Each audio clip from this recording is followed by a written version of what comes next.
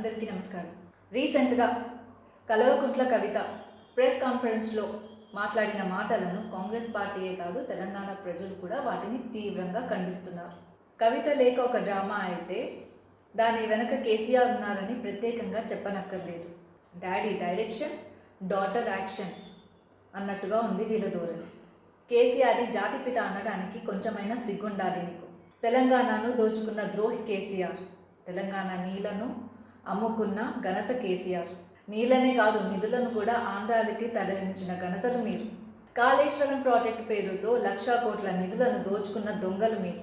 అందుకే ఇప్పుడు మీకు ఆ నోటీసులు. అమ్మ కేసీఆర్ కూతురు కవిత, మీ మాటలు వినగానే ఆశ్చర్యంగా కలుగుతుంది నాకు. మా నాన్నకి నోటీసులు పంపిస్తారా అని నువ్వు ధమ్కీలిస్తున్నావు కదా. మీ నాన్నగారు ఎవరో కాదమ్మా, మీ నాన్నగారు తెలంగాణ రాష్ట్రాన్ని అప్పుల ఊబిలోకి నెట్టిన వ్యక్తి.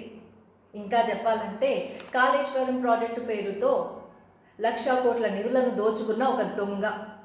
మీరు న్యాయ వ్యవస్థలను, విచారణ సంస్థలను భయపెట్టాలా అని అనుకుంటున్నారేమో కానీ ఇక్కడ భయపడేవాళ్ళు, మీ బెదిరింపులకి లొంగిపోయేవాళ్ళు ఎవరూ లేరు. అదంతా మీ భ్రమ. నువ్వే అన్నావుగా మా నాయన చుట్టుముట్టు దయ్యాలున్నాయని. ఒక దయ్యం నువ్వైతే ఇంకో దయ్యం మీ అన్న కేటీఆర్. ఆ ఇంకో దయ్యాలు హరీష్, సంతోష్లు. ఈ దయ్యాలను ఆప్యాయంగా పెంచుకున్న కేసీఆర్ మరి ఈ రాజ్యాంగాన్ని ఫాలో అవ్వని కేసీఆర్ని రాక్షసుడు అని అనాలా? ఏమో రాక్షసుడే ఏమో. అందుకే ప్రజలు దయ్యాలని రాక్షసులని కాకుండా వాళ్ళకి సరి అయిన నాయకుడిని అంటే మన ముఖ్యమంత్రి శ్రీ యనుమల రేవంత్ రెడ్డి గారిని ఎంచుకున్నారు. బీఆర్ఎస్ పార్టీ తన ప్రాముఖ్యతను ఎప్పుడో కోల్పోయింది. అందుకే మురికి పార్టీగా మారిన బీఆర్ఎస్ని ఇప్పుడు ప్రజలు నమ్మే పరిస్థితిలో అస్సలు లేరు. కుటుంబంలో ఆస్తుల గొడవలను తెలంగాణ గొడవలుగా మార్చేందుకు పన్నాగం ఇది. ఒక కూతురు ఒక తండ్రికి లేఖ రాసిందంట, టైం లేక. అదే ఒక దయ్యం ఒక రాక్షసుడికి లేఖ రాసిందంట.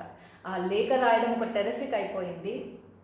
ఆ లేఖ లీక్ అవ్వడం ఇంకో టెరిఫిక్ అయిపోయింది తెలంగాణ రాష్ట్రంలో. దయ్యాల కొంప కదా. మిరాకిల్స్ అన్నీ ఇక్కడే జరుగుతాయి. మరి మీడియా నిన్ను పట్టించుకోవట్లేదా నీ ధోరణితో?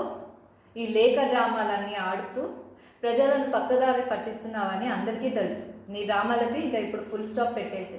ఇక ఈ మేడం చెప్పుకొస్తుంది, మా నాన్నకి 2 కళ్ళు, ఒకటి బీఆర్ఎస్ అయితే ఒకటి జాగృతి అనని. ఓ మేడం, మీరు చేసిన స్కామ్లకి ప్రజలందరూ మీ నాన్న 2 కళ్ళను పీకేసి ఫామ్ హౌస్లో కూర్చోబెట్టినారు. మీరు చేసిన స్కామ్లు ఎన్నో కాదు. మీ నాయన మీ అన్న చేసిన స్కామ్లు, ఆ ఫోన్ ట్యాపింగ్లు, కాళేశ్వరం ప్రాజెక్ట్ కేసు, విద్యుత్ కొనుగోలు, డ్రగ్ కేసులు ఇవన్నీ ఒక ఎత్తు అయితే దేశ రాజధాని అయిన ఢిల్లీలో మన తెలంగాణ పరువు తీసిన లిక్కర్ రానివి నువ్వు. ఇక మీరు ముగ్గురు ఫామ్ హౌస్లో కూర్చొని చేసిన పాపాలను ప్రాయశ్చిత్తం చేసుకుంటూ అట్లీస్ట్ దయ్యాల నుంచి మనుషులుగా మారడానికి ట్రై చేయండి. ఇక ఈ మేడం గొప్పగా చెప్పుకుంటుంది, జాగృతి అంటే మా నాయన కన్ను, మా నాయన కోసమే ఇంకో పార్టీ ఆఫీస్ ఓపెన్ చేసినానని. అసలు జాగృతి అంటే ఏందో తెలుసా నీకు?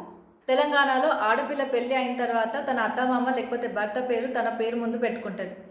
కానీ ఇక్కడ కల్వకుంట్ల కవిత ఇదాని జాగృతి అంటే లిక్కర్ స్కామ్లు చేసి తెలంగాణ రాష్ట్ర పరువు తీసి మళ్ళీ ఇక్కడ వచ్చి ఏ మొహం పెట్టుకొని జాగృతి అంటున్నావో నీకే తెలియాలి. అంటే ఇక్కడ కూడా లిక్కర్ స్కామ్ స్టార్ట్ చేద్దామన్నా? ఇది ఇంకో జాగృతియా?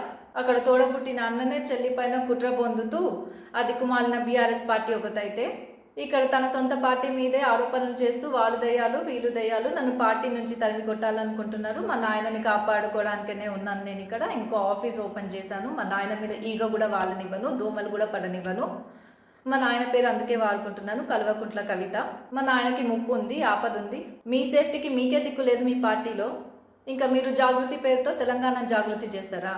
జాగృతి తెలంగాణలో కాదు, ఫస్ట్ మీ ఫ్యామిలీలో, అదే మీ కల్వకుంట్ల ఫ్యామిలీలో ఉండేటట్టుగా చూసుకో.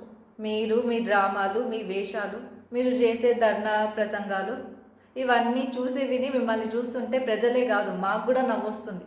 ఏంటి కాంగ్రెస్ పార్టీ మునిగిపోయే నావా? కాంగ్రెస్ పార్టీ మునిగిపోయే నావా కాదు, మీ బీఆర్ఎస్ కార్ పార్టీయే పంచవేయి ఫామ్ హౌస్లో కూర్చున్న గుడ్డి పార్టీ. కాంగ్రెస్ పార్టీ ప్రభుత్వ పథకాలను నిరంతరంగా అమలు చేస్తూ ఇక్కడ మీరు చేసిన అప్పులకి వడ్డీ కడుతూ అక్కడ ప్రజాపాలన చేస్తూ తెలంగాణ ప్రజలను సక్సెస్ఫుల్గా ముందుకి తీసుకెళ్తున్న పార్టీ కాంగ్రెస్ పార్టీ. అలాంటి కాంగ్రెస్ పార్టీ గురించి గాను కాంగ్రెస్ లీడర్ల గురించి కానీ మాట్లాడే నైతిక హక్కు మీకు లేదు. మీ దయ్యాలకు అసలే లేదు. గత 10 ఏళ్ల మీ పాలనలో ఏనాడైనా దళితుల గురించి కానీ బీసీ ఎస్సీ ఎస్టీ రిజర్వేషన్ల గురించి కానీ మహిళా ఆరక్షణ గురించి కానీ యువ వికాసం గురించి కానీ మాట్లాడని కల్వకుంట్ల కవిత ఇప్పుడేమో కాంగ్రెస్ పార్టీ ప్రభుత్వ పథకాలను నిరంతరంగా అమలు చేస్తుంటే అది చూసి ఓర్వలేక ఇది మేమే చేశాం, అది మేమే చేశాం, ఇది మేమే చేస్తున్నామని మతిపోయి మాట్లాడుతున్నారు. ఇదంతా చూస్తుంటే ఏమీ దానికి సప్పుడు ఎక్కువ అన్నట్టుంది నీ వాలకం. ఇదంతా చూస్తుంటే బీజేపీ డైరెక్షన్లో బీఆర్ఎస్ డ్రామా కంపెనీ షో అని ప్రజలను ఎంటర్టైన్ చేస్తున్నారు.